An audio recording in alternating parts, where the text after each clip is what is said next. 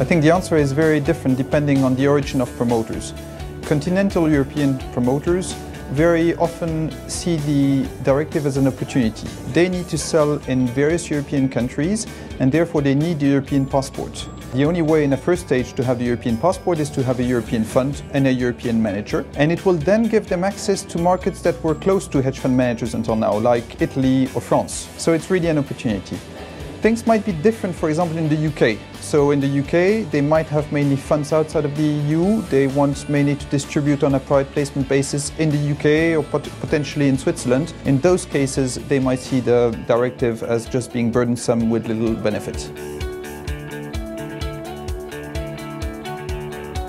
I think that very much depends on what the situation is. If Europe is a significant market and they want to have the passport, then yes, they would need to either establish a presence in Europe or find a third-party service provider allowing them to have the European passport. But obviously the passport is only useful if they have a distribution strategy. So they need to then, once they have the passport, make use of it and try to distribute into Europe. Otherwise, what we see is in many cases they prefer to stay outside of the AIFMD regulation, except that in certain cases they have key European clients forcing them to have a European compliant fund.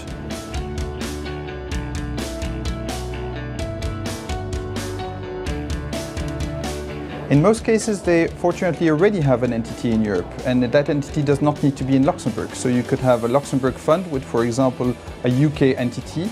The UK entity would be the AIFM and would delegate portfolio management into the US. If the US manager doesn't have any European entity, it means that they will need to find a partner. They will need to find an entity that will accept to act as AIFM on their behalf.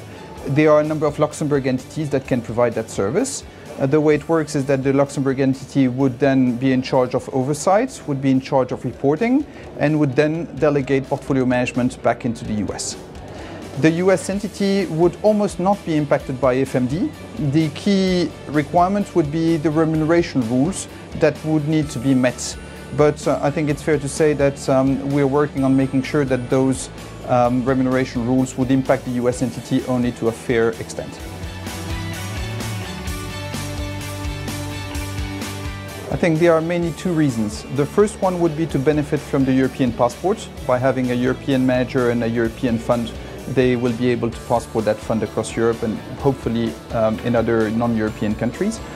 But in many cases, we also expect that it will be at the investor's request that they will be setting up a Luxembourg fund.